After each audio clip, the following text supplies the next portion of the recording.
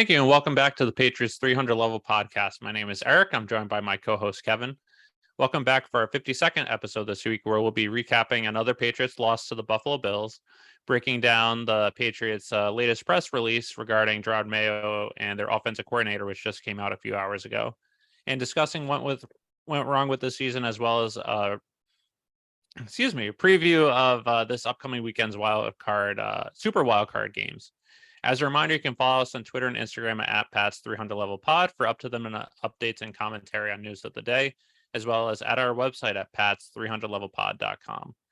So, Kevin, Patriots, unsurprisingly to most people, lost to the Buffalo Bills last week of the season. To quote Sammy Levitt, now the 2022 season has come to an end. Sammy Levitt of the Padres Radio Network. So anyway, what were your overall thoughts about this brutal game and just the season in general? First of all, going back to that same Levitt, is that the clip that everyone's using on those 2022 reviews, or is that someone else? Oh, he's the Mutt Manansky of Padres baseball. So he does the post-game show. Well, Mutt doesn't do it anymore. So yeah, former Mutt. Yeah. How Mutt used to do the post-game show for WEI. It's Sammy Levitt does that for the Padres, and he said that after the Padres NLCS lost to the Mets. That's interesting. I was wondering where that came from, and I had no idea. Kind of sounded like Tom Brady a little bit. I thought his voice. All right. Anyway, on to the Bills, which is probably a little bit more depressing than the 2022 season. This is pretty much, I think, how we all saw it. Well, not really. This isn't how we all saw it happening. No one could have foreseen two kickoffs for touchdowns. The Patriots basically admitting we can't kick off to them, so let's just squib it, and then ended up going out of bounds. They couldn't even do that right. I don't think any of us foresaw that. The score is actually very close to what I predicted. I had said, I think 38-17. So 23-35, very close. You take away those two touchdowns on special teams, it's 23-24, really 24-24, because they went for a 2-pointer and missed it. This was actually it's kind of two different things. If you look at the score, you would say it's a really close game. But I think just the Josh Allen factor really kind of takes in. When he needed to make a play at the end, he did and beat you. And I'm still, I had said before, I think last year during the Chiefs game, that I'm refusing to call him an elite quarterback till I see him win the playoffs. I think I kind of had egg on my face after this whole season, and kind of just watching him where, I think he's elite, and he possesses traits that you would wish any of your quarterback would have. So he just kind of tore you up too when he needed to, not like he did the whole time. I think the Patriots, we'll get into this a little bit shortly. I think they actually had a really good game plan going into this on offense and defense, except for the first drive on offense. You kind of wish you saw a lot more of this throughout the season with the better quarterbacks. They play a little bit more aggressive. And I think that's what they really need to start doing. And possibly, maybe with this press release, we don't really know what's going to happen, but maybe we'll see that happen. What are your thoughts? So I think this game, like I've said of several games this year, the Bengals game, the Raiders game, it pretty much is the perfect. It's the Patriots season in a single game, where they play really well, but it's just uncharacteristic mistakes that we're just not used to. And for instance, the defense played really well. Towards the end, Josh Allen just made some incredible throws, incredible plays where they got TDs. But you take away those two kick returns for touchdowns, like you said, it's pretty much a ball game. I thought this was the best the Patriots played all season, but those two kickoff returns for touchdowns killed them. So it's just uncharacteristic issues. The offense played a lot better, especially the first three quarters, but I don't know. It was encouraging to see them play that well when we haven't seen them play that well versus the Bills in outside of the win game last year, because of instances we haven't seen them play that well against the Buffalo Bills since the first Cam Newton game versus them when he fumbled away the game at the end. So it's at least encouraging to see that. they had a better approach, and it at least makes me a little Mhm. optimistic that next year maybe the gap won't be that far Mhm. if Patriots get a new offensive coordinator, new special teams coordinator, and then they put in some pieces here and there. So I guess that was the encouraging takeaway, but it was just if you won that Mhm. game, which you had a chance of winning, you'd be in the playoffs. Probably you'd get your ass kicked this week, but you'd at least be in it. Yeah, I think that's the other thing too, where is maybe the silver lining is there's a couple things. One, by losing that game, you kind of get a head start on the coaching search for offensive coordinator, trying to get your plans in place, rather than an extra week delayed where you're going to be going back to the Bills again and getting your ass kicked. No, Probably if they won, they would have been in Cincinnati. oh, it would have been Cincy? Oh, then Yeah, maybe it would have been a different story. But I think Cincinnati's kind of starting to go on a tear. I think that second half was more of an aberration than really what they are. yeah, And I think actually Cincy is actually, I would say, more talented than the Bills are. So I think that's, yeah. On the offensive side, at yeah, on the least. offensive side. So I'm actually what you had said, where their performance against the Bills kind of gives you hope for next year. But you also have to imagine this is probably I would imagine this is a less talented team than it was last year, the Bills, where really they only have Diggs right now on offense, where Dawson Knox is fine, Gabriel Davis is fine. But they don't really have that great like a secondary weapon to go to. And I think they're going to try and shore that up. They're going to try and shore the running game up more where they start to use it towards the end of the season. And I think they're going to kind of go towards that more next year, especially with their rookie running back. They'll have a year underneath them and maybe sign someone a bigger veteran or something like that. So it may get difficult. They may shore up their roster more, and it may get difficult that way. But the Patriots are also going to do it too. I would imagine they're going to go in with better corner play next year. I hope they're not going to be relying on Miles Bryant as much as they have.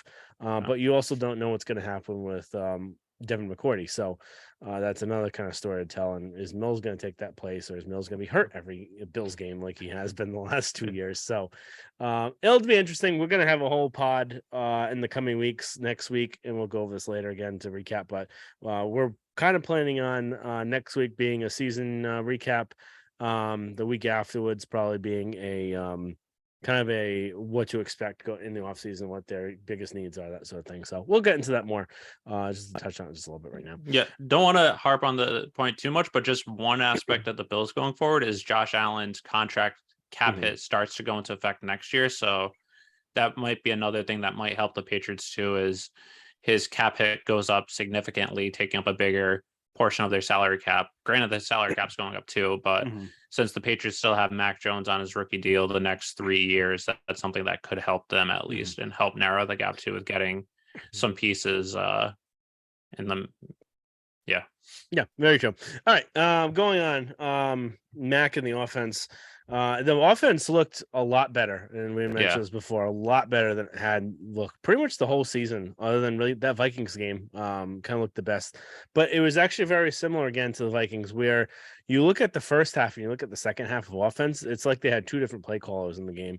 Yeah. They This is a few different stats I actually grabbed. I'm not really a big stats guy, but the play action attempts. And I think this was just kind of jarring where we've been calling for him to go under center more this whole season. And not just us, everyone. People much Yeah. smarter than us with football minds have said it. Even Darren Orlovsky, who I have a lot of gripes with lately, but some of his film breakdown is actually like good if you actually watch it. So and he was saying how much more effective. You just even look at the stats. Mac Jones's quarterback rating is 20 points higher on play action and under center than it is on shotgun. And that was the whole season kind of. So The why one they thing with that though is I feel that they were worried that the offensive line wouldn't be able to hold up enough if they were under center all the time because of how bad Mhm. the offensive line, especially the tackle Yeah, position, has been. So that's that is true. one reason why they might have had to play in Mhm. shotgun. But it's not really their strength though, too. Yeah. The shotgun one. They don't have enough playmakers to actually make it work. So actually looking at the stats on it, Mac was 9 for 9 on play action attempts in this game.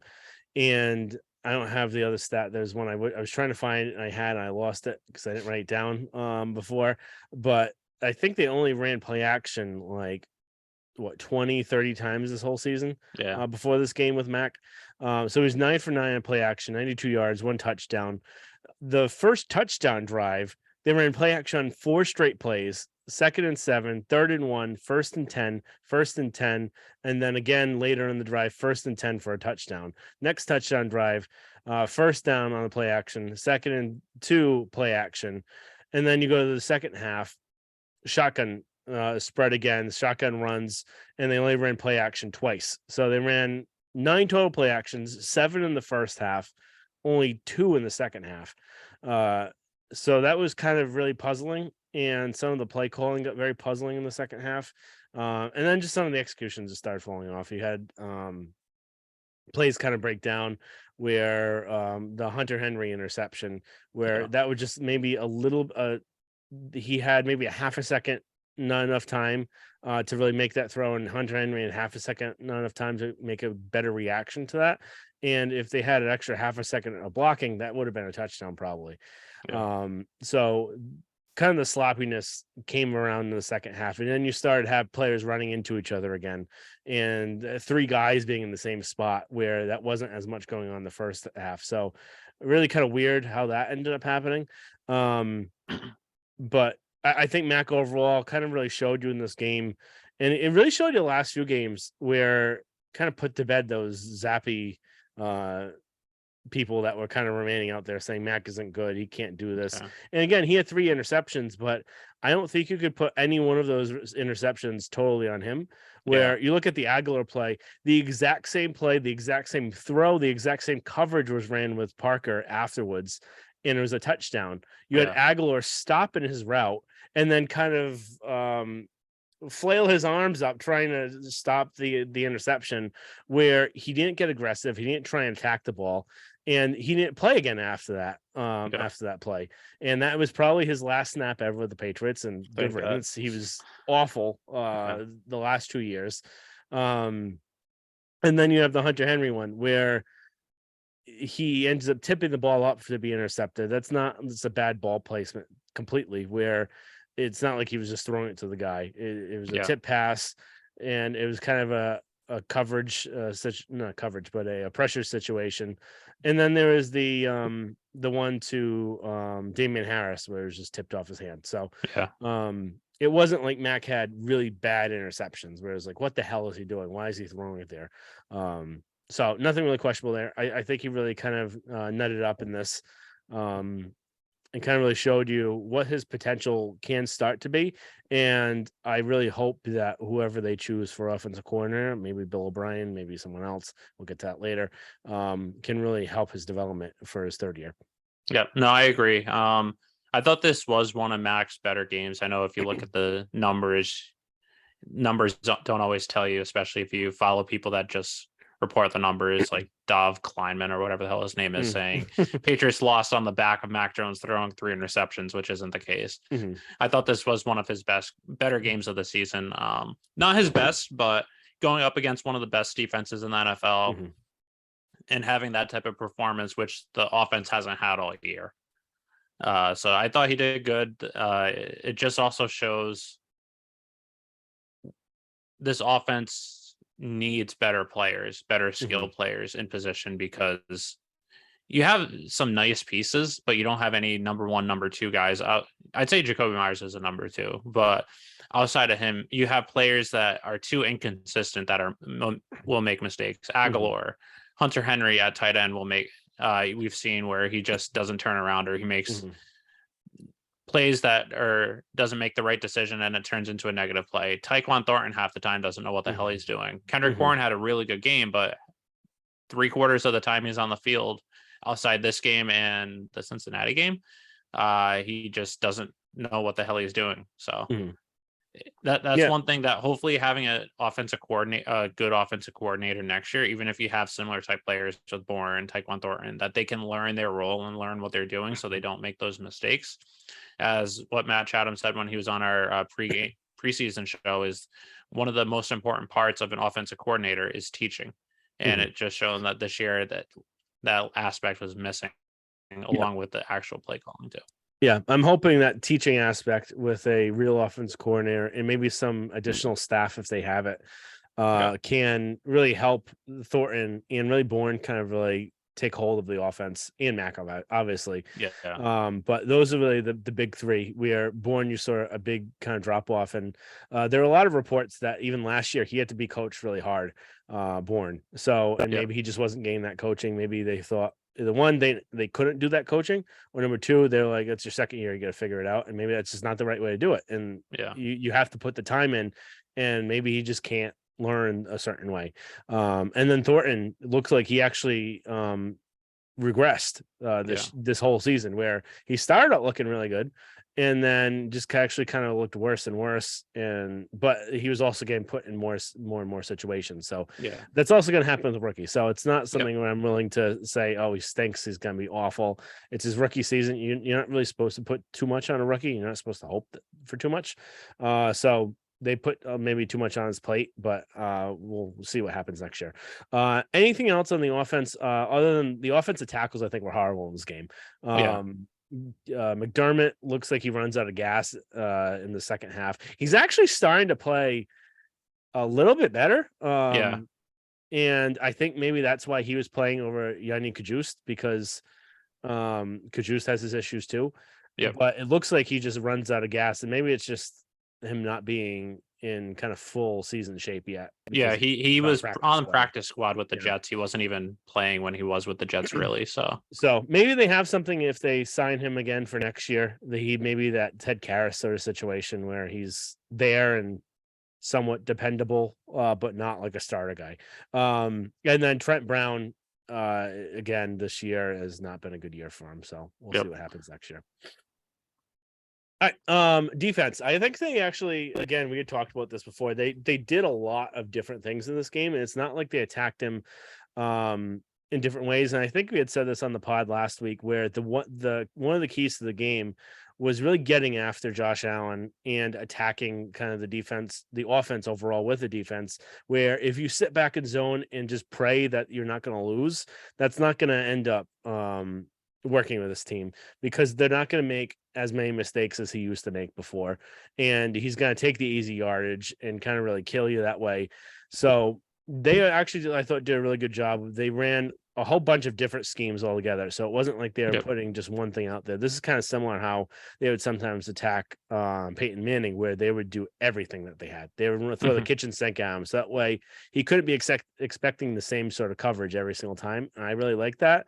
And they blitzed them a lot more and Hmm. had pressure coming from different spots. And it wasn't like they're bringing the house every time, where maybe it wasn't like a technical blitz because they're rushing four, but they would instead maybe have a corner or a safety end up rushing, and they would send a lineman out in coverage. So really different, kind of interesting things that they did there. And I really like to see how they do that more next year, especially with more kind of seasoning with them. And just the other thing too is I think if you have better secondary play, with again Marcus Jones having another year under his belt, um, hopefully Jack Jones is back. We'll get to that suspension maybe afterwards too. Um, and then he'll be better, and then maybe you'll have a true number one corner that can go against them. So it'll be interesting to see next year. But yeah, that's all I had on the defense. What do you think?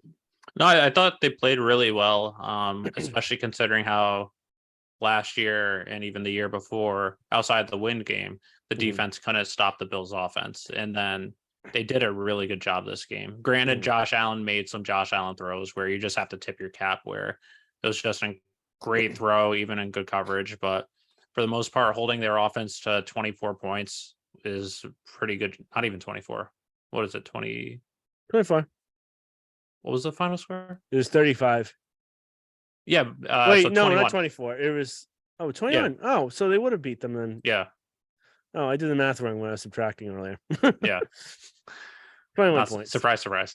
Yeah. But I thought they played a really good job, did a really good job, and you saw the pass rush again from up the middle, which I think is going to really help them, especially next year too, Mhm. since we can only hope for talk about next year really for their play going forward. But Yeah. Barmore and Aquale having good pass rush, and considering Judon and Uche on the outside, Granted, they weren't productive this game, but you're going to be able to have a lot of success next year if you get that pass rush from the inside, along with having really good pass rushers on the outside too. Yeah, and I think to really add on that, even though Judon didn't have a sack in this game, he had a bunch of pressure that really helped. He ended up forcing an interception by creating pressure on Allen, and I think some of the pressure that he was getting allowed for the others to really get to him. So yeah, definitely. Even though he didn't have a technical sack, I think he actually played pretty well, and he was close to being on the 3-up for me, but a few others made it instead of him. All right, going on 3-up, 3-down. We had very similar ones. So I'll go every other. So I had Barmore. He was a beast in this game. He's looking really, the last few games he's played, he's looking better and better each time, and he seems like he's going to be a 3-down defensive lineman and cause some problems in the line. So I know before we said that he was going to be a problem. I think it's going to be a bigger problem next year. I think he's starting to get to that point where we expected him to be. So after another full off season, hopefully he could stay healthy. But I think he's going to be really good for this team. Yeah, and I think it's not a coincidence that he's been having as much success as he has with Uche since Uche has come along too. So they're not able to double team him as much as they did before, because last year you could double team him and you could double team Judon, but you didn't really have to worry about anyone else. Now with the season Wise was having with Uche the last 10 games, with Judon, that you can't double all those guys. And that's along the lines of why I was saying next year, getting that pressure up the middle from Barmore, Quale, and Wise with Uche and Judon on the outside is going to really, as long as they all stay healthy, that's going to be the anchor of this defense is their pass rush. So for me, my 1-up, I put both Barmore and Aquale, just because Aquale has had some really good games the past few games. So I just wanted to get, since they were both getting pressure from up the middle. Yep, I think he's actually a free agent next year, Aquale, but I'd like to see him back. Hopefully they can maybe sign him for something low and not enough people notice them. Because I think he's one of those sneaky guys that they get on defense where they slowly come on. And even last year he didn't play a lot, but whenever he did play, he had a lot of success. Yeah, agreed. Next one, Parker. I think he really found over the last 2 games how to really use Parker in this offense. Where they weren't doing a bunch of those 50-50 balls, like just jump up and get it. I think they really kind of found the niche for him, where they have those slants, they have the curls, they even have the over the top balls where he'll try and kind of go for it, but not be a complete 50-50 jump like in the end zone corner thing. He's played really well near the end of the season, and I'm really kind of excited to see what he'll do next year. I just hope he stays healthy. That's his biggest thing, where he's never healthy. So but this year you can't really blame him too much. Like you can't blame concussion on him for not staying healthy. But no, agreed. I had him as my number 2 up. Pretty much everything you said. He had another good game, and hoping that seeing how he fits into the offense next year with an actual offensive coordinator, but we'll have to also see what other wide receivers are on this team too. Yep, sounds good. Next one, not Jason, Devin McCourty. I think he played a really good game, especially one where it could have been his last one for the Patriots. I hope it's not, if they can get him at a reasonable amount, because I still think, even though he's lost a step, I think that he knows enough about this defense and is a really good leader for this defense. And I would like to see him back again next year. But if he did go out, even though he didn't go out on a win, I think he came out with everything he had. He had the interception. He ended up having the fumble recovery where he kind of beat the other guy for the ball. It was originally in the Bills' hands, and really kind of fought him for it. He was really good in this game, and I'll miss him if he's gone. Yeah, he also had a pass deflection that passed both his brother and Ty Law for sole possession of 50th all time for most pass deflections, which I thought was interesting. Going into the last game, he had the same amount of pass deflections as his brother. But for me, what ran with the interception total? Remember we had that question before? He finished one short. If he held on to the one last week, he would have last week or the one versus the Bengals, whichever the one he clearly dropped. Yeah. I think it was last week. He would have tied Ty Law, and I forgot the other person that was tied for most in Patriot history. Okay. But for me, my third up was McCourty and Slater. Even though they don't play the same position at all, both they call themselves the old guys on the team. What could potentially be their last game in the NFL and with the Patriots, they both made key plays that gave the Patriots a chance. McCourty having the interception, having the fumble recovery, and then Matthew Slater blocking his man to touch the ball for the Patriots to recover the punt, which was a horrendous punt again. But if it wasn't a horrendous punt, the Patriots wouldn't have had a chance to even get it to begin with. So McCourty and Slater, if that was their last game in the NFL and with the Patriots, they gave it their all, and they went out with at least one big play for each of them. Yep. And then honorable mention for me, Bourne. I think he had another really good game, and I hope next year they just get some better coaching with him because I think he could be a big playmaker for this team. Yeah, I hope he's on this team next year, and I'm hoping that he's coached accordingly because, like we saw last year, the second half of last year, and then we saw in 2 games this year, he can really be a playmaker on this team. All right. 3 down. We have the exact same ones. I threw an extra one in there. Special teams, horrible. We already talked about this. I don't think there's really much to go on unless you have anything to add. One thing about both kick returns that were for a touchdown. The first one was because of Pierre Strong making a mistake, which we've seen that several times this year where he's made huge mistakes on special teams, which part of it might be that in college he didn't have to play. I don't know. I'm just speculating. I'd have to check if he actually did play on kick and punt return and kickoff, but we've seen that several times from him. Maybe that's just not a spot where he can be, but also if he's not going to be a key contributor on the offense, is he really going to have a role on this team? But that's besides the point. And then he was taken off kickoff after he allowed that kick return for a touchdown. And the person that replaced him was Miles Bryant. Miles Bryant on the kick return for a touchdown completely missed on a tackle that was broken. And then the guy returned it for a touchdown because of that. So both spots. One thing I tried looking into and I wasn't able to see if Brandon Schooler, who is one of the Patriots' best special teams players this year, he was out versus the Bills. I don't know if that spot, Pierre Strong and then Miles Bryant, if that was supposed to be Brandon Schooler's spot or not. So that's just one thing to consider. Whereas if it was, then if Brandon Schooler was in this game, Patriots might have had a realistic shot of winning. But yep, that's a good point. Next one, offensive tackles. Both Trent Brown and McDermott weren't good in this game. Trent Brown, I don't know what they're going to do with him because he is back next year, but they would save, I think, $6.5 million if they cut him. But still, $6.5 million isn't a lot for a tackle. So I think what you have to do, in my opinion, I'm not general manager, probably thank God for the Patriots. But if I was general manager coach, I'd wonder if there's options you think are as good or better for cheaper, or you move Trent Brown back to right tackle. Yep, I was gonna say I'd maybe move him to right tackle, draft the guy, and then or sign a guy or both. Where depending on where you draft the guy. I don't think I think the tackle market isn't that great this year from what I've read. So you probably have to overpay for a guy that's worse than him. Yeah. I don't know too much. We'll get into this later. So we'll talk about the other one. So we'll mention, won't even mention the name I'm going to mention. Next one. You have anything to add on offensive tackle?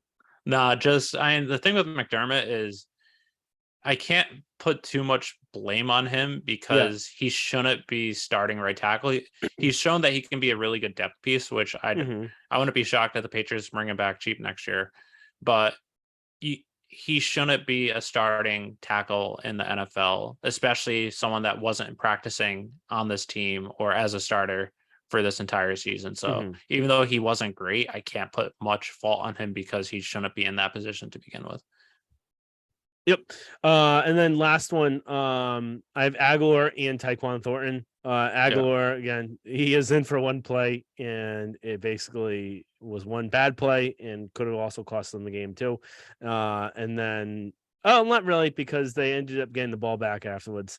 But anyway, that was a really bad play from him. He wasn't seen for the rest of the game. And Tyquan Thornton is just running around with the chicken with his head cut off. I have hope that he'll be better next year because you can't put too much on a rookie, and they put a lot on him at the end. But he wasn't too good in this game either. Yep.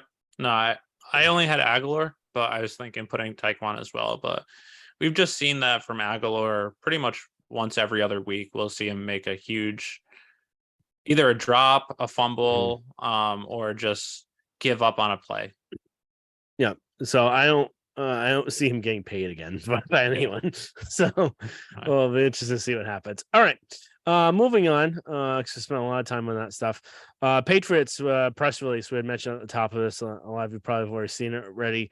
Luckily, this happened right before the podcast, so we can actually throw this in. 7:24 tonight. We're taping this on the 12th, which is Thursday night.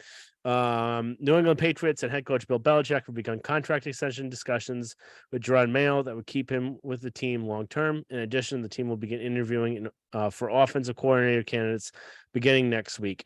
First thought when I originally saw this was, why the hell did they initially release this if they haven't even signed Jerod Mayo? Because at first I read that they signed him, and I was like, they've begun contract extensions.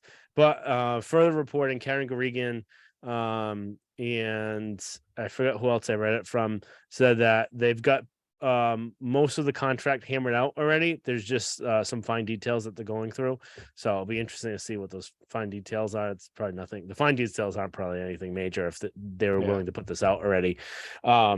It'll be interesting, I think, to see what he comes back as. Is he going to be defensive coordinator? Is he going to be assistant head coach? Likely he's not going to be co-defensive coordinator because I forgot who reported it, but Bill had offered both him and Steve co-defensive coordinator last year, and Mayo turned it down, not wanting a co-defensive title. So be interesting to see what happens. He was rumored, not rumored, but a few teams had want to interview him for defensive coordinator positions. So it seems like this is to try and kind of stop. And the Panthers reach out to him for head coach too. Yeah, so I was gonna say this sounds like really to try and stop him from leaving for anything other than a head coach position. Where I think they would think it'd be a bad look if he leaves for a defensive coordinator position when it's almost basically doing the same thing he's doing here. Number two is kind of to try and stop like the brain drain that's been happening with the Patriots, where coaches have been leaving every year. So you want a really experienced, well-rounded coach. And then the other thing too, that you may not really think about, was that when McDaniels came back from when he never really left, but with the Colts situation, part of the reason why they wanted to bring him back too was, number one, they didn't want him to leave, and Kraft saw his kind of hesitancy with the position. But two, by paying him that much, they had kind of a coach in the waiting. God forbid Bill ever left abruptly or something, health reason or anything like that. They had someone that was waiting there that would be able to take over either for a little bit or someone inside. So that would be another situation with Mayo where you don't know what they promised them. They could have said you'd be in contention for being head coach after Bill leaves, but I don't think they would ever promise him that, because they didn't even promise Josh that. But one thing with that though, sorry to cut in, but the difference with that is Patriots knew that Bill was going to be coaching for X amount because he wants to catch John Shula's record. So unless something happened health wise or something unpredictable, you knew Belichick was going to be coaching 7-8 more years. Yeah. Now, since he's 71, he's only realistically 2 to 3 seasons away from breaking that. You might. We don't know, but it is more likely that might be something you might be willing to discuss, or at least mention that even if it's not saying you'll be the head coach, you'll be in consideration. Yeah. So I think by having someone here that they know is a strong leader and someone that could actually take the reins if they needed to, is another thing. So because they don't have really anyone on staff that's really experienced enough that can lead a room as much as he can. Because just thinking right now, who the hell on the staff would even be in positions? Steve. Yeah, so it'd be. I think from what I've heard, the players do like Steve a lot, and then he has his dad's knowledge, everything, mannerism, talking. Voice. There was some video I was watching a couple days ago where I wasn't even looking, and it was like, and then I looked, I was like, oh my god, that's Steve. I thought that was Bill. He sounds exactly like him. Yeah, it's really weird. So any thoughts on the Mayo thing before we kind of dive into the offensive coordinator thing? Yeah, I think when I read it at first, I was a little surprised. even without even just seeing that if you assumed he was signed, I was wondering why he would agree to a long-term contract extension when there were reports today that the Panthers reached out to him for a head coaching position. Mm-hmm. So, and I know he interviewed with Denver last year, I believe. There was a couple other, I think he interviewed with someone the year before too. I Mm-hmm. could be mistaken. So he's gotten head coaching consideration. Granted, we don't know if it's to just satisfy the Rooney Rule or if he's a realistic candidate where they're actually really interested in him being a head coach. But so that's why I was a little surprised. So that's why my first thought went to, I wonder if that is something that the Patriots told him of either we're going to make you either have you be the head coach or you'll be a strong one of our top choices to be the head coach when Bill leaves. And since I just said Bill's probably leaving in 3-4 years, most likely it's not that far down the line. Yeah. So that was my initial thought. Granted, we probably won't know, but it also could be another thing where they're paying him a lot. He doesn't have to worry about going to a crappy situation just to be a head coach and then being gone. And then also, I wonder if Bill also told him the same thing that he supposedly told McDaniels of, I'm going to open show up you your my world. Yeah. Yeah, it could be that. The other thing too, I don't think he's gonna get the Panthers job anyway. Yeah, I don't think so either. It seems like they're just interviewing him for the Rooney situation where David Tepper is really he likes big names, big things. He's not very patient either. So I can't imagine him going for a defensive coordinator, not even someone that's not even a defensive coordinator, as the job where everyone's going offense now. And Tepper especially really likes big names and splashes and wants something. He doesn't have that much patience. So I highly doubt that that's going to happen. I And agree. then I don't think he's even gotten a call yet for the Denver situation, and where they're not, that wouldn't happen there either, because they're the same situation where they're willing to go big. And it's likely they either paid hard. $400,000 to redo the field for the last game of the season, even though they're out of playoff contention. Mhm. They're going to pay for Sean Payton or Jim Harbaugh. Yeah, I was gonna say it's either Harbaugh or Payton. They've got almost unlimited money. They've got Walmart money, so it's gonna be one of those big names. So, and he hasn't really been tied anywhere else. Next part, the offense corner situation. They're basically announcing what was one of the worst kept secrets. That they're going to be interviewing for an offensive coordinator starting next week, because everyone I think realized that I don't think Matt Patricia is coming back as an offensive coordinator. If that did happen, I think Bill would have been fired on the spot. And I think he even knew that. So a few possible kind of scenarios where we'll kind of talk through and kind of discuss. I'll just list out the ones we kind of mentioned. And then I'd say what were your initial thoughts of who you would like to see? There's Bill O'Brien, obviously, Cliff Kingsbury, Nick Caley, Zach Robinson, Chad O'Shea, Adam Gase, Charlie Weiss Jr., Mike Groh, brother of Matt Groh, Wes Welker, George Godsey, Nathaniel Hackett, Matt Patricia, or Joe Judge. I don't think either of those two would get the job if they do interview for it. And I don't think we have a single name on here. Another thing to keep in mind, the Rooney Rule now applies to both quarterback coach and offensive coordinator. So I don't think we have anyone on here that would fulfill that spot, but there could be someone there that we're not thinking of. Maybe Troy Brown they might interview just to interview someone, but I don't think they do that to Troy Brown though, to interview him just yeah. So I don't know. What are your initial thoughts? Who would you be interested in? Best case scenario, your second scenario, what kind of direction do you think they're going? So I think number one just has to go with Bill O'Brien. He's had success running this offense.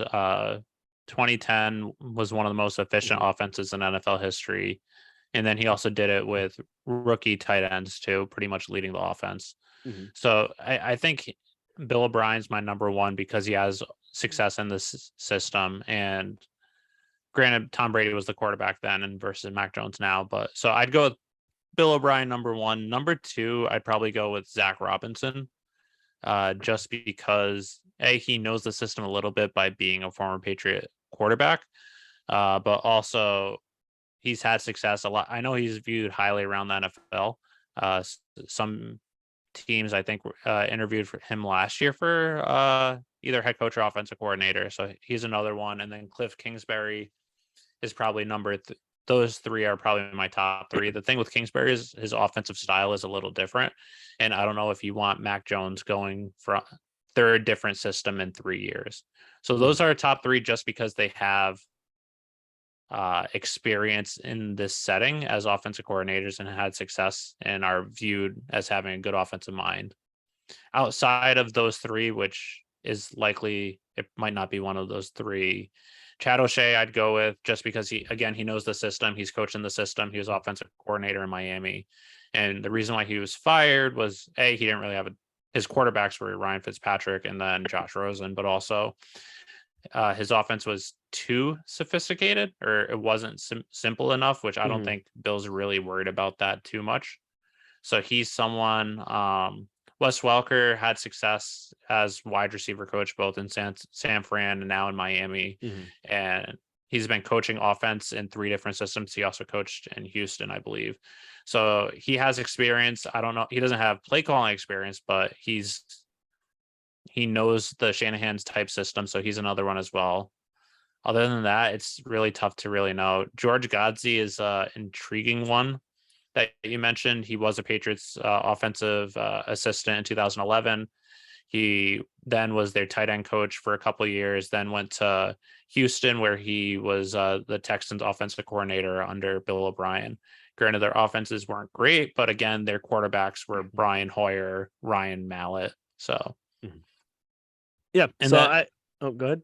Oh, just one more person I was going to say. I don't see Nick Caley because if he was in a position to be, he would have been hired this year to be their offensive coordinator if they thought that highly of him. I don't see Adam Gase. Mike Rowe is intriguing. I don't think he'll be offensive coordinator, but I could see him coming on the staff. And then Charlie Weiss Jr., I don't think he has enough experience to be offensive coordinator, but I could see them definitely bring him in to be quarterback coach and then offensive coordinator.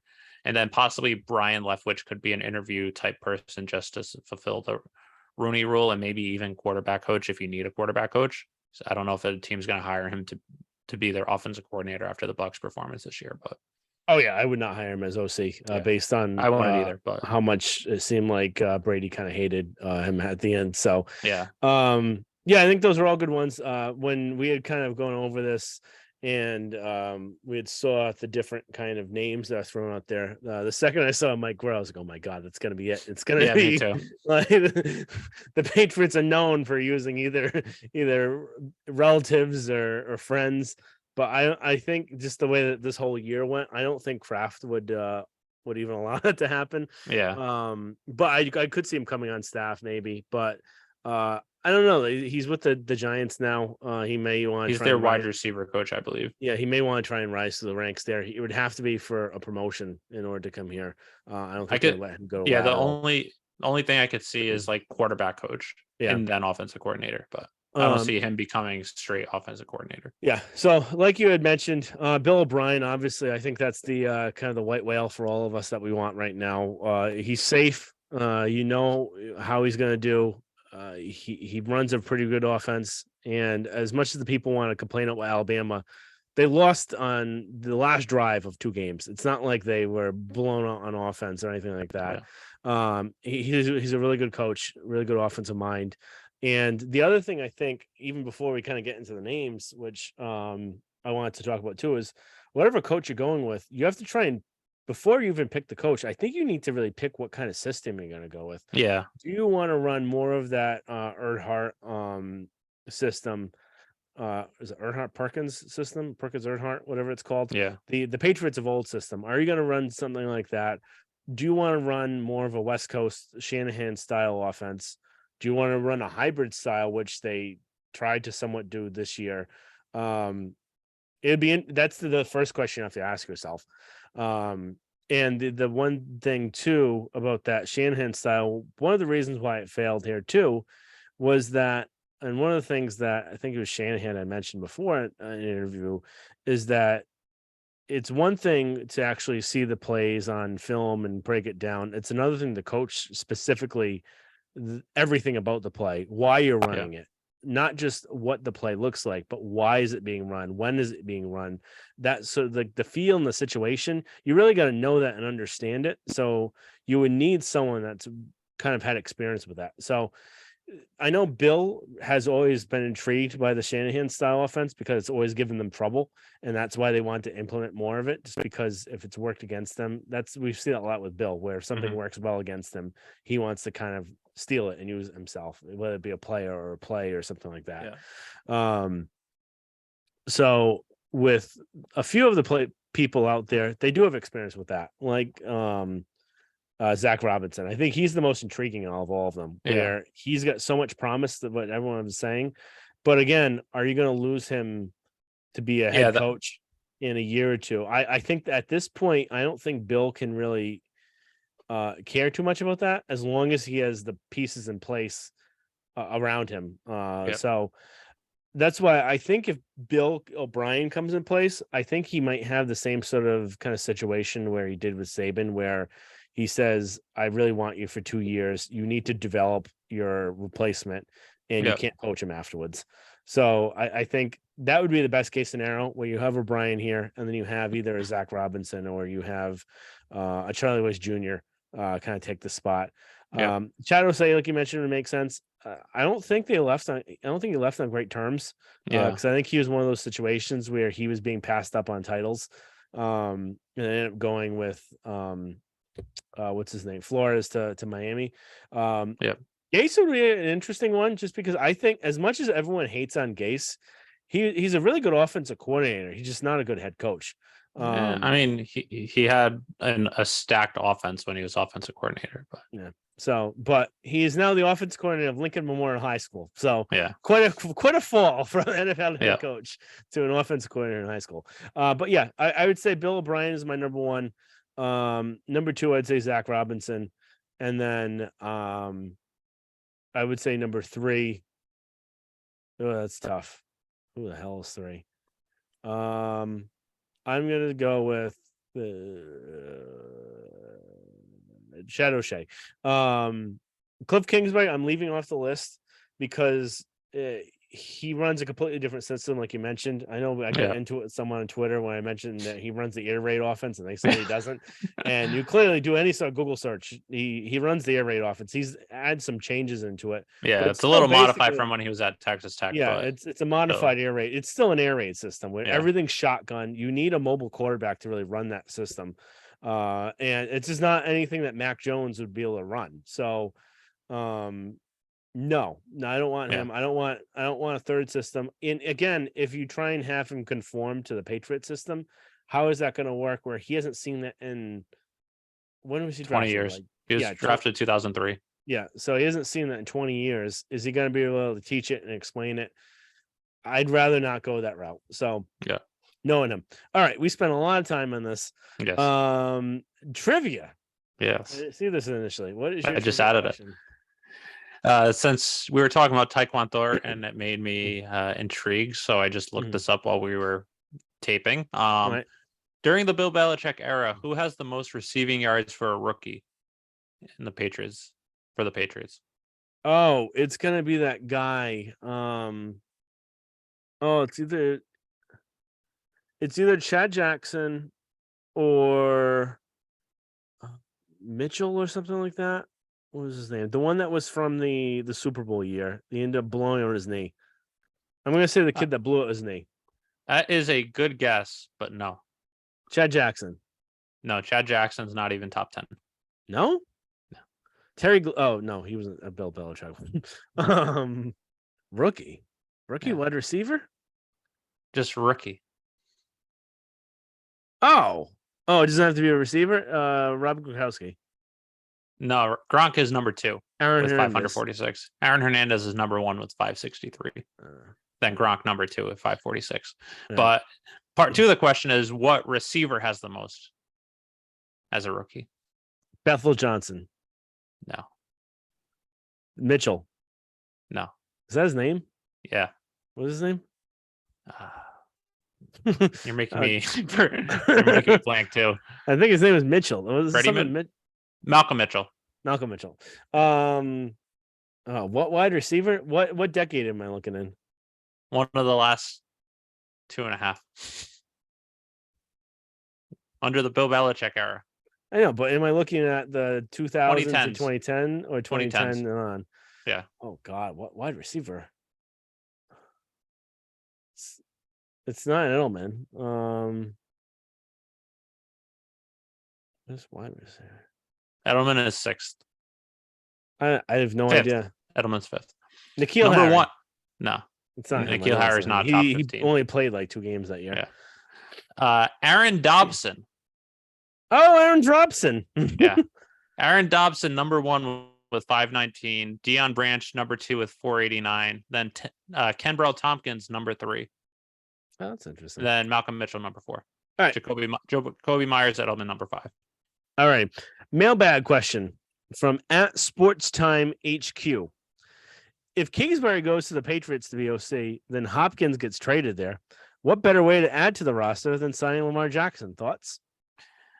I think you and me are both going to be on the same page because we're both not big fans of Lamar Jackson. Mm-hmm. So I wouldn't like it because I don't think he's a great quarterback. He has a great skill set, but his skill set revolves around him running first. And that's how you get hurt, like we've seen this year, where he hasn't played the last 6 games and it's looking like he's not going to be playing this week in the playoffs versus the Bengals. So for me, I'd pass on Lamar Jackson. I also don't, I know a lot of people have brought this up if they bring in Kingsbury and then if they get DeAndre Hopkins, but I feel, I don't know. I don't know how, I don't think I still also not really high on Hopkins just because he's getting older along with his cap hit and the amount that you're going to have to give up to get him. If you're able to get him pretty cheap and bring down that cap hit, I would want Hopkins. But I think it's going to cost too much in all 3 factors. And I don't know if he's going to be as productive as people are hoping. So that's my thoughts. I don't want Lamar Jackson unless something happens with Mac where he can't play or he doesn't want to play anymore or something like that. Not an expected retirement, but I'd pass on Lamar personally. Yeah, I would say absolutely not. I don't want Lamar Jackson anywhere close to this team. I don't think he's that good of a quarterback. Like I said, he's only going to get worse as he starts slowing down especially with this knee injury. Who knows if it's going to start being something that lingers, because it was supposed to be 3 weeks.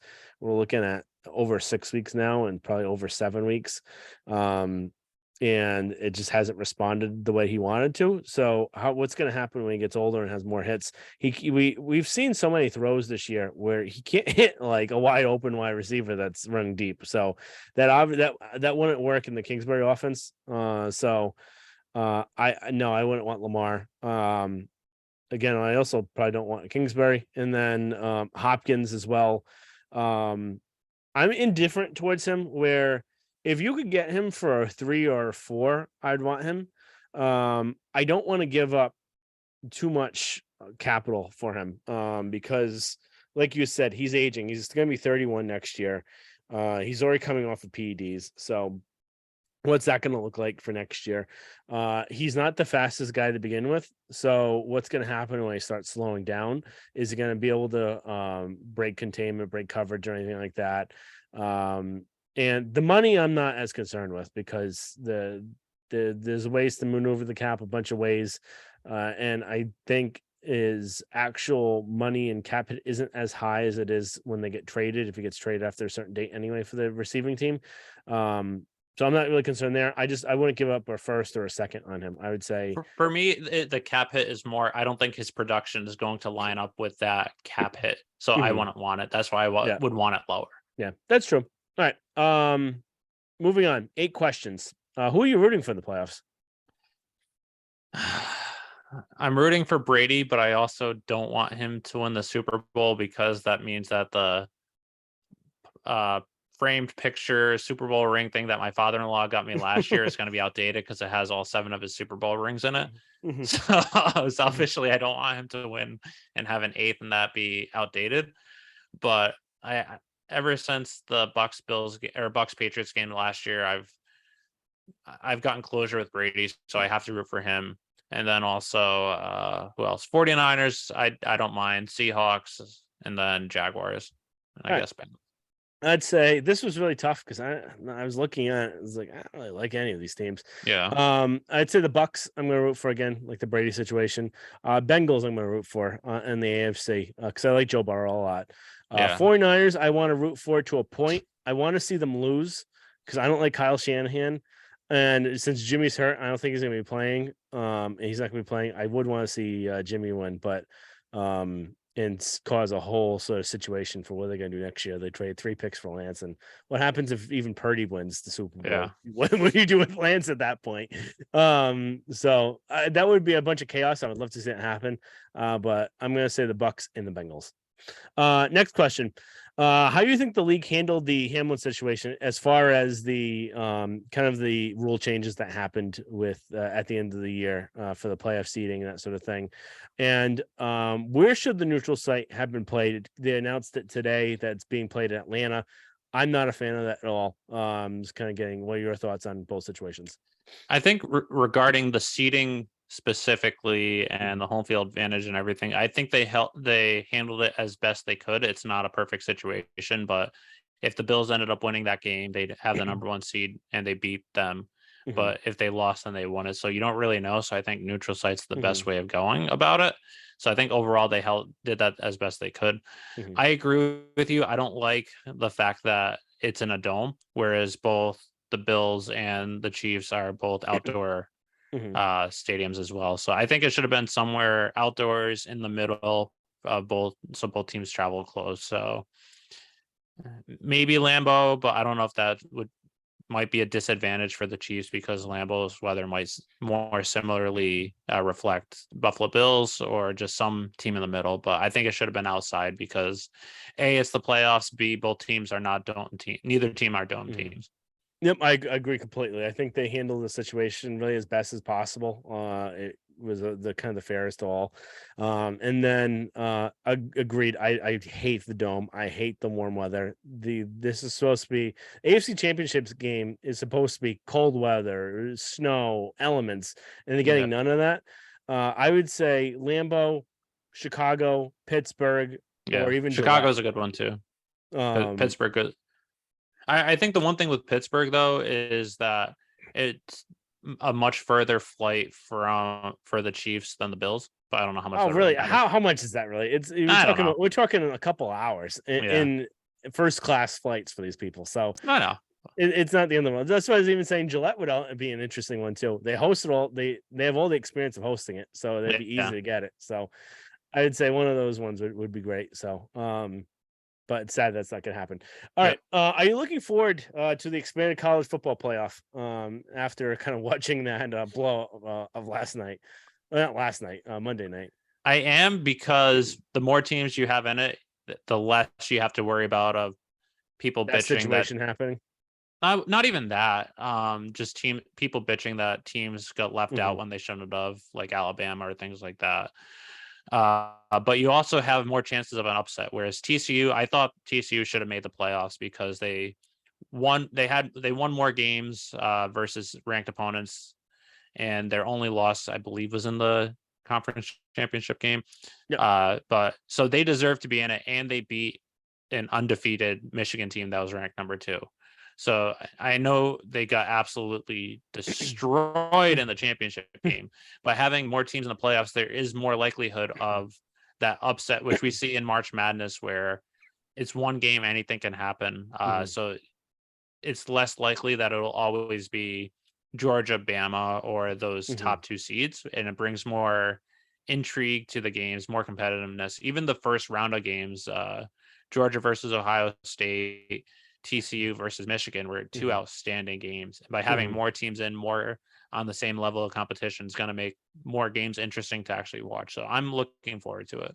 Yep, me too. I think it's gonna be really fun. We saw a whole bunch of awesome bowl games, not even just the 4 in the Yeah, college football playoff, but other bowl games as well. Even the Michigan State, yeah, Michigan's no, not Michigan State, Missouri State, the Mike Leach one. What is that? Missouri State, right? now Ole Miss and wasn't I don't remember. Mississippi Whatever, State. Mississippi State. So I think that's the one. Whatever team Mike Leach used to coach for, that was a great ending with that, and busted up a whole bunch of people's bets too. So, kind of funny ending for that. Yeah, I'm really excited. I think they were some awesome games, and I think it's only gonna be that way as well. Next question. With Derek Carr posting his little goodbye message after it was announced that reported by Rappaport that the Raiders are either going to cut or trade him by 215. Where will he end up next year? I really don't know. I don't see any team trading for him with that contract. I saw that it was reported today the Colts have no interest. No. So one possibility. I'll go with this. I'm going to go with the Tampa Bay Buccaneers because Brady's going to be gone. An interesting one. I'm going to go with the Jets because they're going to want I could see the Jets too, but a veteran quarterback, and that can maybe be a placeholder for Wilson if he gets his head ever screwed on. So I'm going to do the Jets and say if it's not the Jets, it's going to be the Commanders because they're always searching for a quarterback. So they're kind of like the Colts where they're get one wash-up guy after another. So that's my second landing spot. Who's making the AFC NFC championship games and who's going to go on to win the Super Bowl? I will go first since I have mine written down, and I don't think you have yours. I'm going to say it's going to be Chiefs Bengals for the AFC, and then NFC is going to be Bucks Giants, which I'm a little bit sad about that the way that this whole seeding went. I'll give a preview for one of the next few questions, but I have that the 49ers are going to face the Bucks because the Giants are going to upset the Vikings. And then because of that, the real NFC championship is really the 49ers Bucks. I think that's the biggest one. But I think the Giants are going to upset the Eagles. So it's going to be Bucks Giants, and then Bucks will be in the Super Bowl. It's going to be Bucks Chiefs for the Super Bowl, and Bucks are going to win. Oh, wow. You changed your pick from 2 weeks ago when we talked about this. I don't even know what I said 2 weeks ago. I had the Bucks making it to the Super Bowl, and you were surprised you had the 49ers. But I have Chiefs Bengals as well, except I have the Chiefs winning. And then I have Bucks 49ers, even though I have the Chiefs winning. You have Chiefs winning it all? No, I have Chiefs beating the Bengals. No, I was referring. Yeah, that we have the same. Okay. So I have Chiefs beating Bengals, Chiefs winning, and then I have Bucks. Even though it's not going to make sense when we go through our predictions in a minute. I have Bucks versus 49ers with Buccaneers winning, and then Chiefs beating the Bucks. All right, interesting. If the Browns never trade Baker Mayfield and didn't trade for Watson, would the Browns have made the playoffs this season? Browns ended the season at 7-9, and the Dolphins made it at 9-7. Yes, they would have made it. Yeah, I think so too. I don't think he's as bad as a quarterback as people think he is. I think the Panthers situation kind of screwed him up. I think that coach over there kind of blows too. So, I think he's an idiot. The one that they fired in Carolina. Mackerel? Yes. If you're the Bears, do you trade Justin Fields and pick a quarterback with the number overall pick, or you're sticking with Fields? This is actually a real good question by you. And this is the question I was trying to figure out. I actually asked, I don't remember who. I think it was our dad. And because he's a big Justin Fields fan, which I am not. And I would say you do it because Justin Fields has gotten hurt his last 2 years. It extends your rookie contract situation with a quarterback. But you do it to a point where you have to. The thing is, I don't know enough about these players coming in. We're going to do some draft stuff later on in the after the season. Months. After we kind of do some more research on them, that sort of thing. Bryce Young is slotted to be the number one quarterback taken. From what he looks, from what I've seen of him, he's a winner, but he's very small. And that would kind of scare me off a little bit of being a number one overall pick. There's that kid from Kentucky that's big and strong. It kind of looks like Josh Allen a little bit. He's an interesting one. He's only ranked like 6th, I think, of all the quarterbacks. Some people have him number 2, some have him number 6, like top 6. And then there's CJ Stroud from Ohio State. Yeah. So it'll be interesting to see what they do. I would say if you do enough research and you think you found the guy, I would, and then the way the Bears said it, they would have to be overblown with a quarterback to take one. By using that, I'd use that as leverage and try and see if you can get like a 1 and a 2, or 2 1s, or a 1 and a 3, some sort of big compensation for Fields, and pick a quarterback. So that way you kind of Yeah. win both ways. That would be a really big win, I would say. So I would say yes if you could do it. Yeah, for me, it depends on how you view Justin Fields and how you view the other quarterbacks in the draft. Mhm. For me, I'm not big on Justin Fields, and I haven't been even dating back to the draft last year. But I'm also big on. I do like Bryce Young a lot. He is a Mhm. winner. He's got brass stones, to Mhm. quote Psych. So since for me, granted, I haven't watched all that film. I'm not an NFL evaluator or anything, but Mhm. for me, I would go with Bryce Young. And also, I feel that Fields is highly viewed around the NFL with some teams. So you could get some good compensation back for trading him. It's not like the Cardinals, which they drafted Josh Rosen, but everyone knew Josh Rosen sucked and they could only get a high second for him. Mhm. So that's something where you could get a lot for Justin Fields and pick your future QB. But if you think Fields is better than all the QBs available, then you don't even consider it. Yep. Next question. If you can only extend one, do you want the Patriots to extend Kyle Duggar, Michael Enu, or Josh Uche? And just for some context, all three of them were 2020 draft, and they're heading into their last year on their contract. And this is the first time they're eligible for a contract extension. So for me, I think it's not even a question. I think you have to go with Duggar just because of how much of an impact player he is on this defense. And you've seen the growth that he's had from year to year. And he can be a superstar at this league and be one of the best players, best defensive players in the NFL. I love Michael Onwenu, but we've seen with the Patriots with Bill Belichick, he's excellent at drafting offensive linemen and guard. Mhm. So as much as it would pain me to part from him, I think you have to go with Kyle Duggar. Yep, I agree. I would say Duggar, because he's got kind of the biggest bang for you. Where guard, you can not easily, but Bill's done a really good job of finding linemen. So I wouldn't overpay for that if you had to only choose one. I would say Duggar. And the thing, he still needs to get better in space. Yeah. And we even saw that there's a touchdown to Knox Dawson where Knox. in the end zone where he just whiffed on his kind of keeping up with him. Yep. But I think he will get better with that over time because again he is at a disadvantage from where he's coming from in college. So Yep. and then Uche, I just wouldn't pay a pass rusher unless you're an elite pass rusher like Judon. So Yeah. I would say Duggar. All I right. agree. Super wild card weekend prediction. We're just gonna go through each game, pick a winner, and then we should be wrapping this up. Yep. Seahawks at 49ers. 49ers. 49ers. Chargers at Jags. I changed my pick. I initially went with Jaguars because Mike Williams looks like he's going to be out, but I think the Chargers are just so much more talented, even though their coach is an idiot. So I'm going to go with Chargers, but I wouldn't be shocked if the Jaguars win. I'm saying Jaguars just because I'm putting down for Staley to somehow lose it for him because he's a moron and Yep. he's they're not going to go far with him ever as the head Yep. coach. Dolphins at Bills. This isn't even a question.